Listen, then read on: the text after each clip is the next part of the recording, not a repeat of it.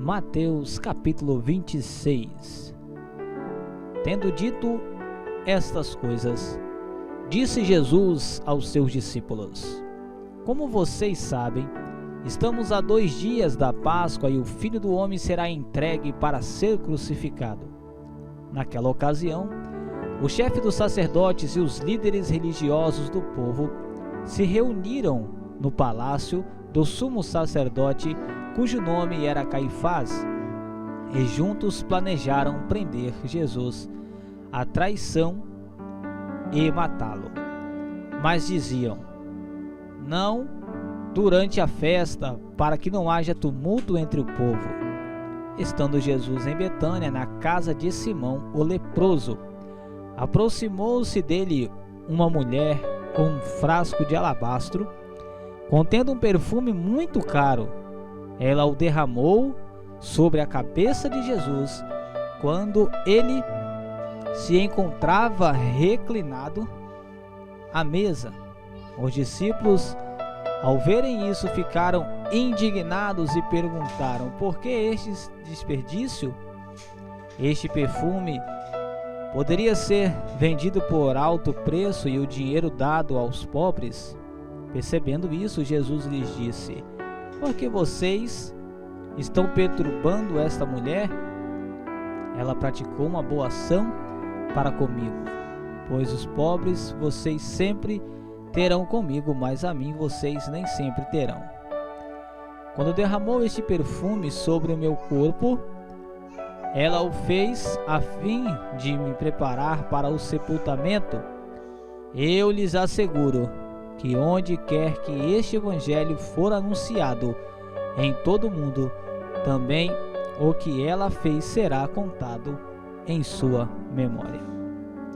Então um dos 12, chamado Judas Iscariotes, dirigiu-se ao chefe dos sacerdotes e lhes perguntou: o que me darão se eu entregar a vocês?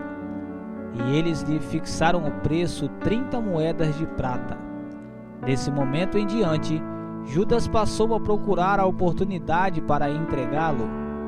No primeiro dia da festa dos pães sem fermento, os discípulos dirigiram-se a Jesus e lhes perguntaram: onde queres que preparemos a refeição da Páscoa?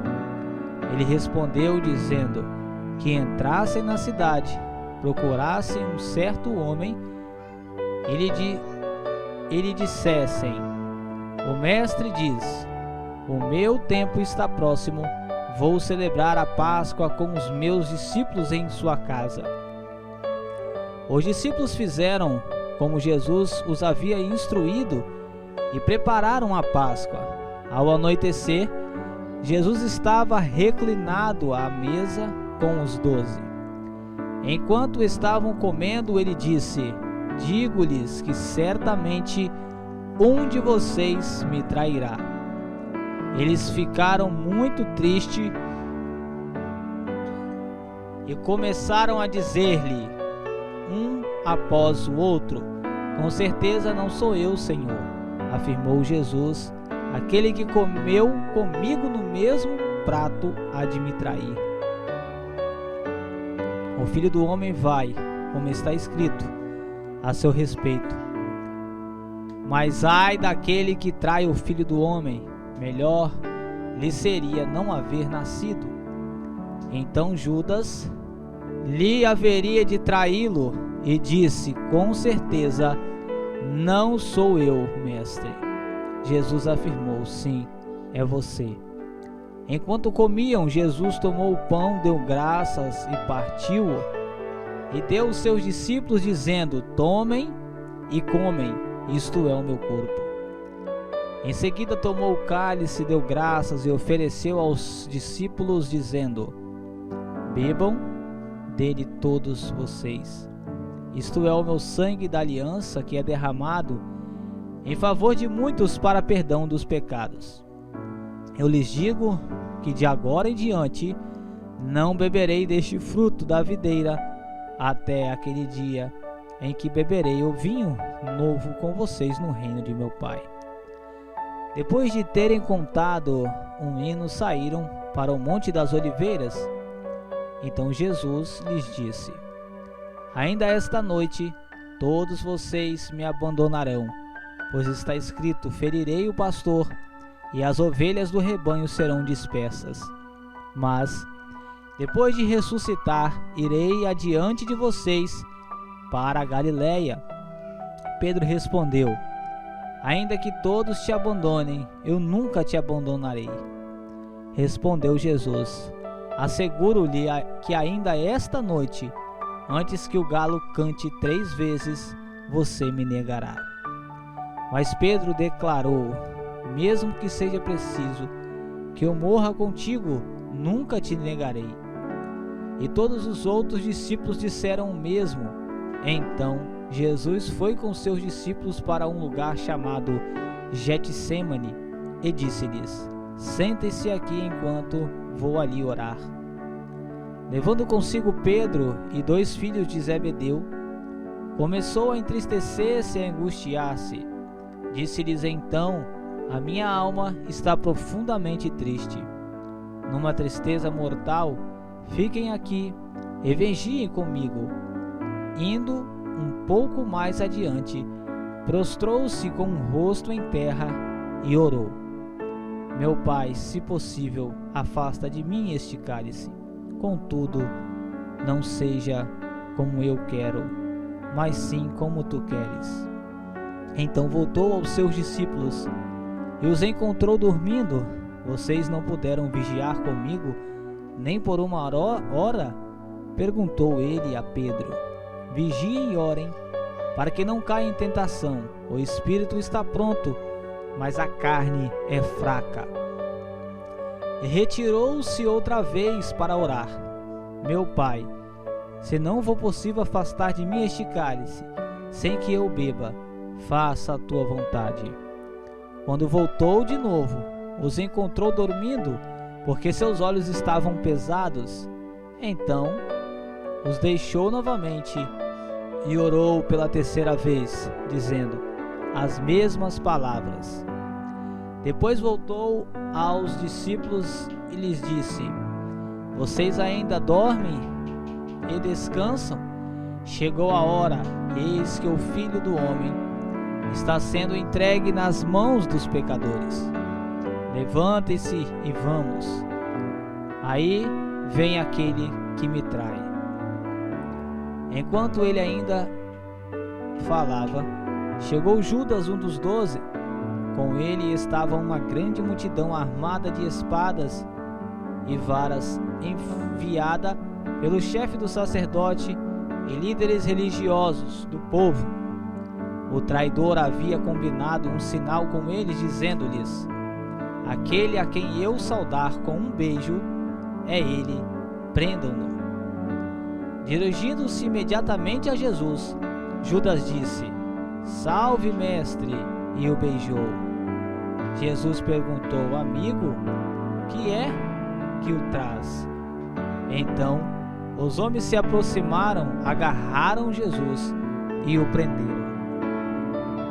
Um dos que estavam com Jesus, estendendo a mão, puxou a espada e feriu o servo do sumo sacerdote, decepando-lhe a orelha. Disse-lhe Jesus: guarde a espada, pois todos os que empunham a espada, pela espada morrerão. Você acha que eu não posso pedir a meu Pai, e ele não colocaria imediatamente à minha disposição mais de 12 legiões de anjos? Como então se cumpriram as Escrituras, que dizem que as coisas deveriam acontecer desta forma. Naquela hora Jesus disse à multidão: estou eu chefiando alguma rebelião para que vocês venham prender-me com espadas e varas? Todos os dias eu estava ensinando no templo e vocês não me prenderam. Mas tudo isso aconteceu para que se cumprissem as escrituras dos profetas. Então todos os discípulos o abandonaram e fugiram. Os que prenderam Jesus o levaram a Caifás, o sumo sacerdote, em cuja casa se haviam reunido os mestres da lei e os líderes religiosos. Mas Pedro o seguiu de longe até o pátio do sumo sacerdote, entrou e sentou-se com os guardas para ver o que acontecia. O chefe dos sacerdotes e todo o sinédrio estava procurando um depoimento falso contra Jesus, para que pudessem condená-lo à morte, mas nada encontraram, embora se apresentassem muitas falsas testemunhas. Finalmente se apresentaram duas que declararam: este homem disse: sou capaz de destruir o santuário de Deus e reconstruí-lo em 3 dias. Então o sumo sacerdote levantou-se e disse a Jesus: você não vai responder à acusação que estes lhe fazem? Mas Jesus permaneceu em silêncio. O sumo sacerdote lhe disse: exijo que você jure pelo Deus vivo, se você é o Cristo, o Filho de Deus. Diga-nos. Tu mesmo disseste, respondeu Jesus. Mas eu digo a todos vós: chegará o dia em que vereis o Filho do Homem assentado à direita do Todo-Poderoso e vindo sobre as nuvens do céu. Foi quando o sumo sacerdote rasgou as próprias vestes e disse: blasfemou. Por que precisamos de mais testemunhas? Vocês acabaram de ouvir a blasfêmia. Que acham? É réu de morte? Responderam eles. Então alguns lhe cuspiram o rosto e lhe deram murros, outros lhe davam tapas e diziam: profetize-nos, Cristo, quem foi que lhe bateu? Pedro estava sentado no pátio e uma criada, aproximando-se dele, disse: você também estava com Jesus, o Galileu. Mas ele o negou diante de todos, dizendo: não sei do que você está falando. Depois saiu em direção à porta, onde outra criada ouviu e disse aos que estavam ali: este homem estava com Jesus o Nazareno. E ele, jurando, o negou outra vez: não conheço este homem. Pouco tempo depois, os que estavam por ali chegaram a Pedro e disseram: certamente você é um deles. O seu modo de falar o denuncia. Aí ele começou a se amaldiçoar e a jurar: não conheço esse homem. Imediatamente um galo cantou. Então Pedro se lembrou da palavra que Jesus tinha dito: antes que o galo cante, você me negará 3 vezes. E saindo dali, chorou amargamente.